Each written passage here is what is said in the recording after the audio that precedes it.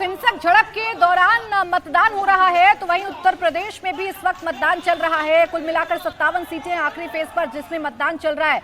आखिरी फेज में यूपी के पूर्वांचल की 13 सीटों पर इस वक्त बम्पर वोटिंग हो रही है। नरेंद्र मोदी की वाराणसी सीट पर अब तक 20% से ज्यादा वोट डाले जा चुके हैं। वहीं गोरखपुर में भी अब तक 16% से ज्यादा वोट डाले जा चुके हैं। मिर्जापुर में अब तक 23% से ज्यादा वोटिंग हो चुकी है। इसके अलावा घोसी में 18 और गाजीपुर में 19% में मतदान हो चुका है। बलिया में 22 और चंदौली में 23% से ज्यादा मतदान हो चुका है। इसके अलावा कुशीनगर में 24 और महाराजगंज में भी 24% मतदान अभी तक हो चुका है। तो उत्तर प्रदेश की 13 पूर्वांचल की सीटें इसे मजबूत गढ़ भारतीय जनता पार्टी का इस लिहाज से माना जाता है क्योंकि 2019 के चुनावों में बसपा और सपा के गठबंधन के बावजूद 13 में से 11 सीटें एनडीए ने अपने कब्जे में की थी और 2 सीटें ऐसी थी जो बसपा के खाते में गई थी। और इस बार बीजेपी को उम्मीद है कि अपनी इसी स्ट्राइक रेट को बीजेपी मेंटेन रखेगी, एनडीए मेंटेन रखेगा, जबकि समाजवादी पार्टी को भरोसा है कि इस बार समाजवादी पार्टी मजबूत हुई है और बीजेपी के इस विजय रथ को पूर्वांचल में रोका जाएगा। मेरे सहयोगी हमारे साथ लगातार बने हुए हैं। सबसे पहले वाराणसी चल लेते हैं।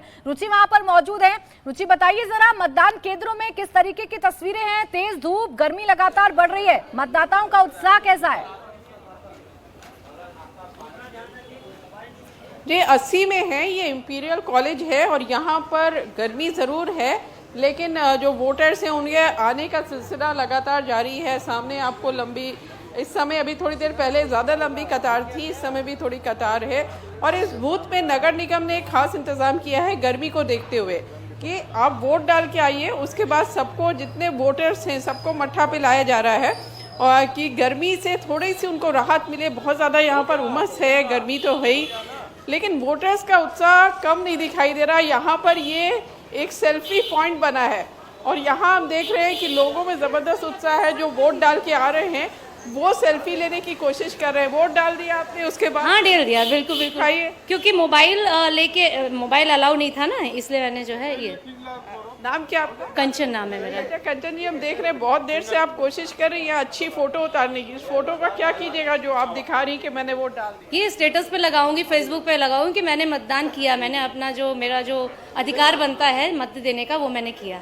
लोग भी करें आप? हाँ, लोग भी करें, लोगों को भी कहेंगे कि भाई घर में नहीं बैठो, नोटा ही सही जाके दो। लेकिन वैसे जैसे यहाँ चुनाव का, वाराणसी की बात करें जहाँ प्रधानमंत्री नरेंद्र मोदी 2 बार से सांसद हैं, तीसरी बार फिर चुनाव मैदान में, यहाँ क्या मुद्दे हैं जब आप वोट डालती तो क्या? ठीक है, देखिए यही मतदाताओं का उत्साह है रुचि, और इंडिया टीवी भी यही अपील करता है कि अगर आप उन 57 सीटों में आपका वोट है तो आप भी अपने घर से बाहर निकलिए, अपने मत का इस्तेमाल करिए, क्योंकि आपका एक वोट ही अगले 5 साल तक देश का भविष्य तय करता है, सरकार चुनने में मददगार साबित होता है। हम गोरखपुर का रुख कर लेते हैं। एक और वीआईपी सीट, मुख्यमंत्री योगी आदित्यनाथ वाली सीट है। और अभी देखिए एक और तस्वीर हम आपको दिखा रहे हैं। मतदान लगातार जारी है और जो वीवीआईपी हैं वो भी लगातार मतदान कर रहे हैं। उनके भी मतदान करने की जो तस्वीरें हैं वो लगातार सामने आ रही हैं। कुल 57 सीटें हैं जहां पर मतदान किया जा रहा है। उत्तर प्रदेश की 13 सीटें पूर्वांचल की जहां इस वक्त मतदान किया जा रहा है।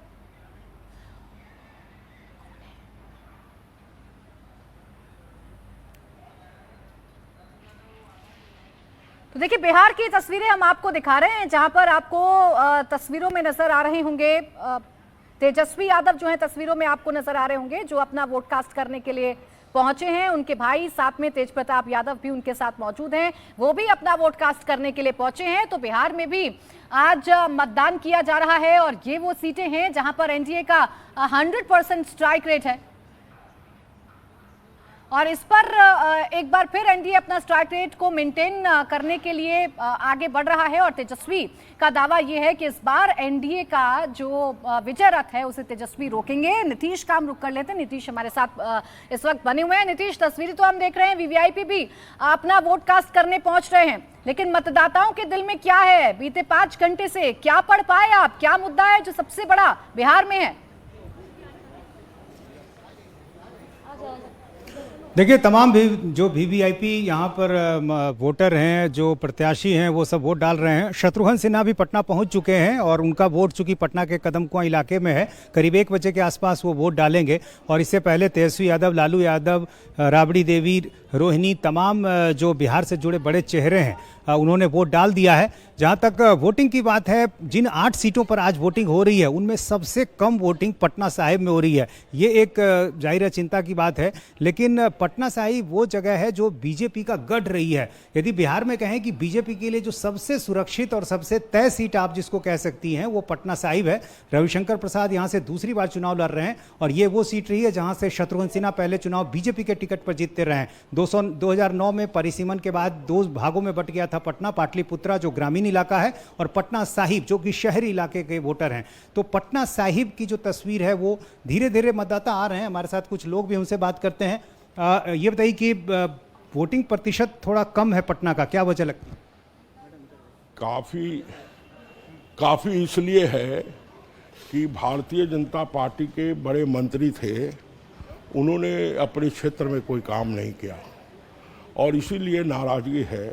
और दूसरा नाराज़गी है, हम लोग इसलिए नाराज़ हैं कि संविधान हमारा खतरे में है। अच्छा, आपका क्या नाम है? अच्छा चले ठीक है, वोटर्स अपने मुद्दे भी बता रहे हैं और इन मुद्दों का वोटर्स पर क्या असर पड़ा ये तो शाम 5 बजे एग्जिट पोल इंडिया टीवी पर जब शुरू होगा तो आप देखेंगे कि क्या नतीजों से पहले आपको अनुमान मिलता है ये 400 पार वाला चुनाव है या जैसे राहुल कह रहे हैं कि इस बार इंडिया गठबंधन की सरकार बनेगी वो साकार होता हुआ नजर आता है। शाम 5 बजे से इंडिया टीवी पर एग्जिट पोल आप देखेंगे। लेकिन गाजीपुर की स्थिति क्या है ये शोएब रजा में बताएंगे। शोएब, दावा तो किया जा रहा है अफजाल अंसारी की तरफ से भी कि 4 जून को पता चलेगा कि किसके दावों में कितनी सच्चाई, लेकिन वोटर्स क्या कह रहा है?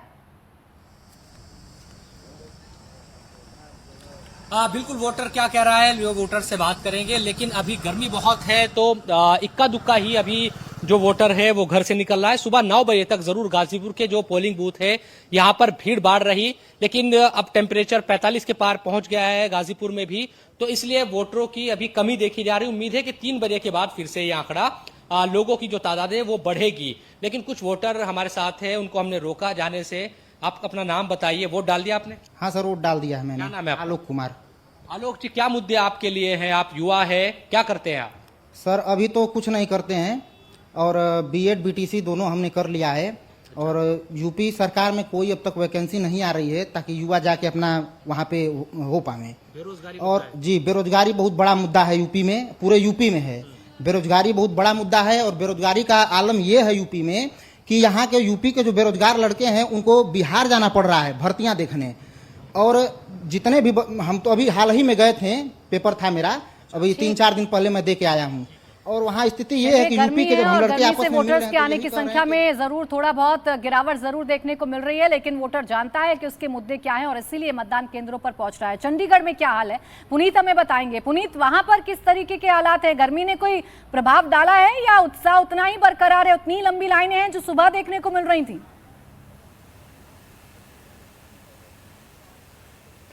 देखिए, अभी फिलहाल लाइन तो यहाँ पर नहीं है क्योंकि, लेकिन फिर भी अभी तक जो वोटिंग है चंडीगढ़ के अंदर 25% जो है वो हो चुकी है और गर्मी का असर जो है वो भी देखने को मिल रहा है। आप तस्वीर देखेंगे, यहाँ पर लोग वोट डालकर जरूर आ रहे हैं। यहाँ पर उनसे मैं बात जरूर करूंगा। क्या नाम है जी आपका?